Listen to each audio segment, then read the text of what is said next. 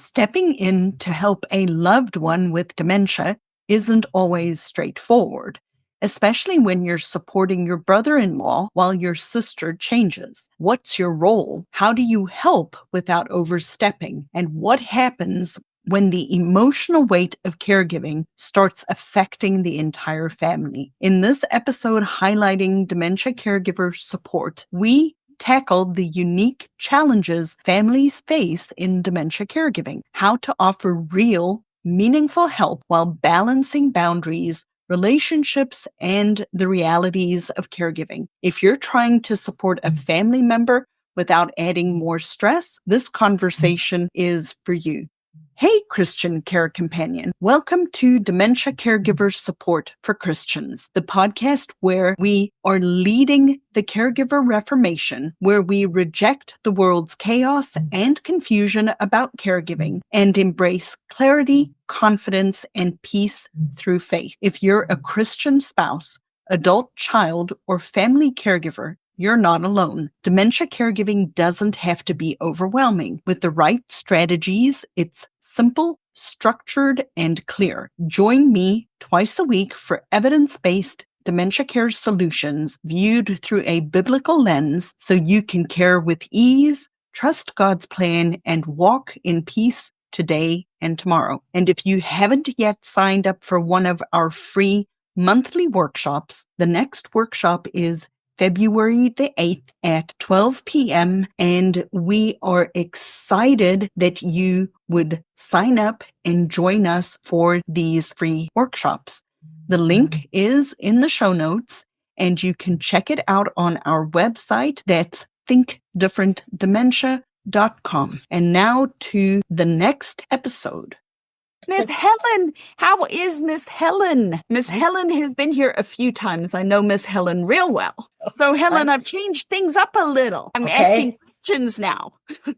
Right. Okay. Go ahead. In about 6 months, if we were having a conversation about 6 months from today and everything is going well with you and your sister and you helping your brother-in-law, right? Paint a picture for me what that looks like. Yeah. As you were talking to the other lady, I was trying to think of what 6 months would be like. It's hard to say because, well, I'm not there every day, of course, but... Okay, let me rephrase it. I'll work with you a little bit different because I know your situation. What are you worried about for your sister? What's keeping you up at night? Well, I guess, since talking to you, I'm not as worried as I was. I'm so glad to hear that. And I'm starting to tell people that my sister has Alzheimer's because before I was keeping it to myself pretty well and just a few people knew. And I guess down the road, I'm thinking, if my brother-in-law has to put her in, I don't know, just like you said, the other lady, nursing home or what's going to happen down the road. And I'm afraid my brother-in-law is going to get burned out because he's there 24/7 all the time. And sure. You're worried about your brother-in-law. Well, kind of. And you said one of the workshop you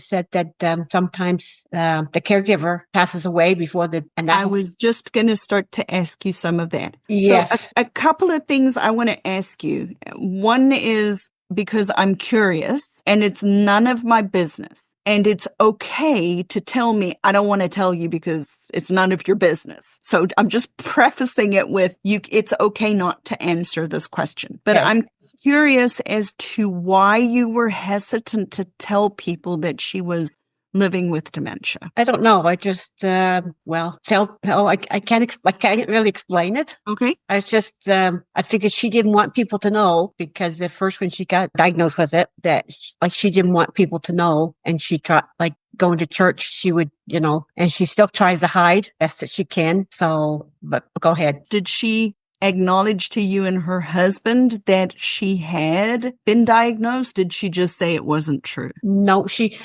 told my others, before I moved to my apartment, I began to notice things. Like she put her purse and she wouldn't remember where her purse was. And then she picked me up once. She was still driving and we were going to go for Wendy's to lunch and she wasn't sure where Wendy's was. And before, anyways, and she told my other sister before she told me that lives in Nova Scotia there. And because she knew, I don't think she realizes now that she has Alzheimer's. Okay. Because a lot of people, when they receive a diagnosis, have a condition called anosognosia. So they'll just say, it's not true. There's nothing wrong with me. Right. Okay. But I was just more curious. So the follow-up question is, I would assume that your brother-in-law is the primary decision maker. Yes. Correct? Yes. Does your sister and your brother-in-law, do they have children? Yes, they do. Yes. Okay. Who is the secondary decision maker after your brother-in-law? I would say their daughter who lives about an hour away. An hour away. Okay. Yeah. So I'm going to coach you through what I would do. What I would tell you if you were working with me as one of my clients is you're in a unique position, a different position than both Denise and Paula who are on here. Paula's helping her spouse and Denise is helping her parents. You are a very concerned family member that is learning about this process in order to help support your brother-in-law, but you are not the only authority, or the only authority is the best word probably in this situation that you have is, or the only influence. The only influence you have is coming alongside him and trying to guide him, right?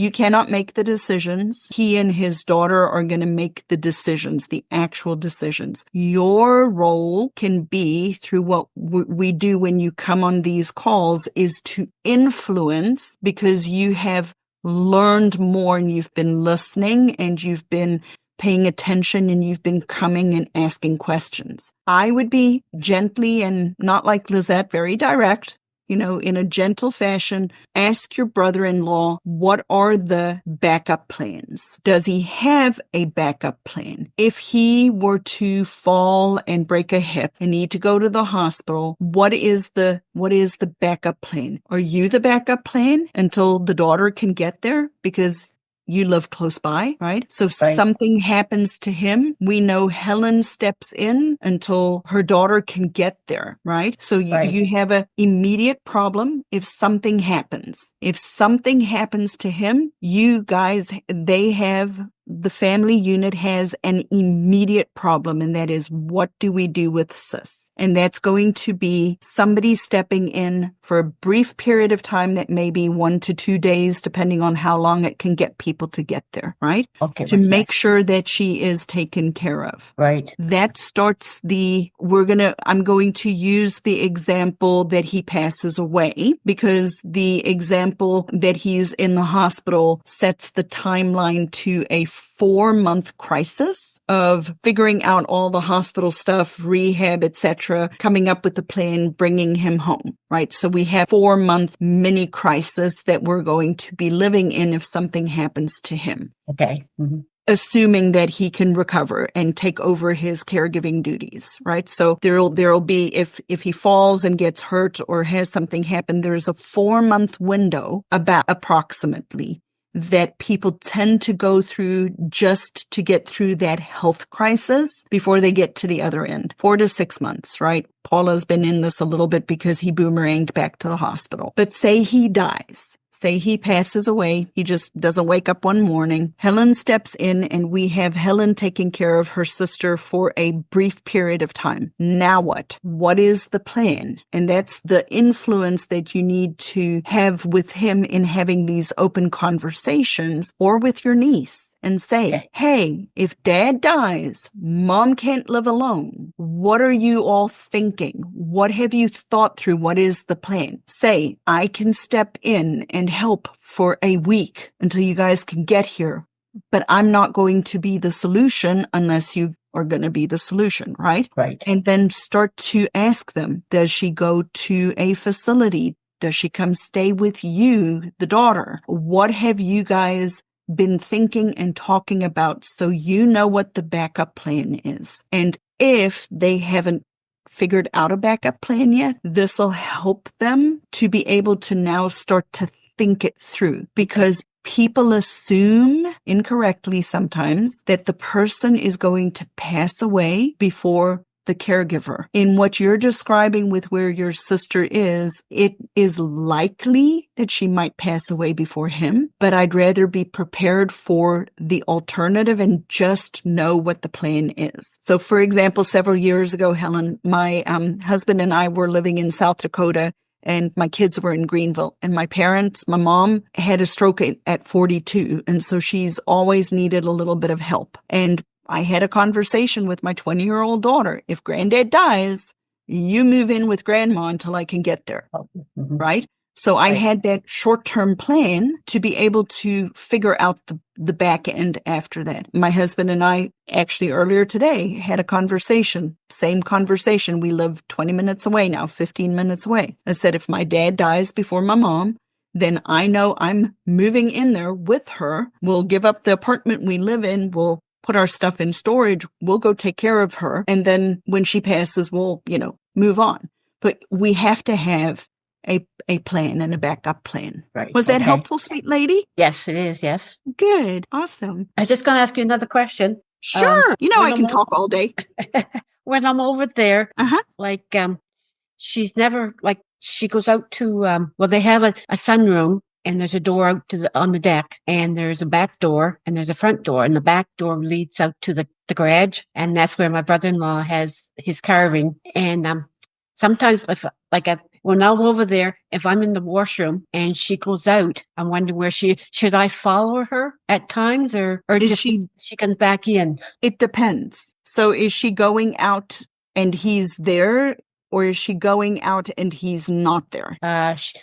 Both, because once when I was over there, she knew that he was in the carving room, and he wanted me over there so he wouldn't be interrupted.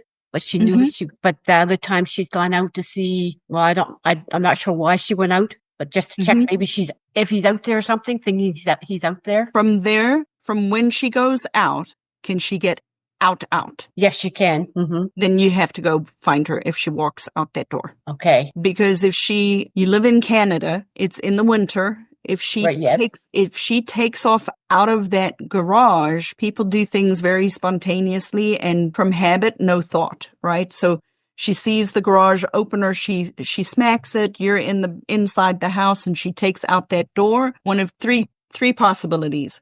Slips and falls on ice, breaks a leg. Right. That changes her life for the rest of her life, and she'll not recover as well as she is doing now. Takes off, and it's 5 minutes. 5 minutes can be pretty darn long when you're cold and not dressed well in Canada. And she takes off and you can't find her. Right. And my first job, actually, I found somebody outside a facility that had died in the cold. So it's definitely something if there's a likelihood, because we never know when they're going to do it. Right. So if there's a possibility that she can do it, you need to just follow her out there. And next time if you come back, and you're welcome to come back every single time. I love having you here. I love serving. We can talk about maybe figuring out how to come up with a solution to perhaps not have her go out that door to where he might be. Right. Okay. So we'll kind of see. Okay. Thanks. Okay. You are welcome. You're helping me. I know that. People who are really benefiting from the community are the people who joined earlier on before they need it and that have been active and are participating in the community, because then they already know what questions to ask and they have a place to come, and they're not constantly wondering, what do I need to do? How do I need to do it? So people listening are interested in tapping into or learning about the community. I'd invite you to just go to the website, thinkdifferentdementia.com. There's a link for you to schedule a 20-minute call. There's no pressure. I'll serve you regardless of whether you join the community or not. But it is a way for you to take this relationship a little deeper, a little bit more hands-on support, because really the research also shows it's longitudinal support over time. Absolutely. Yeah, for sure. I would highly recommend Lizette. She's awesome.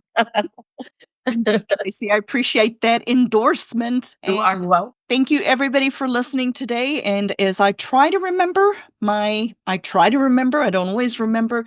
May the Lord bless you and keep you, and come back and listen some more. I'm hoping to do more of these coaching style episodes on a Friday. So come back and check us out. And thank you for being here today.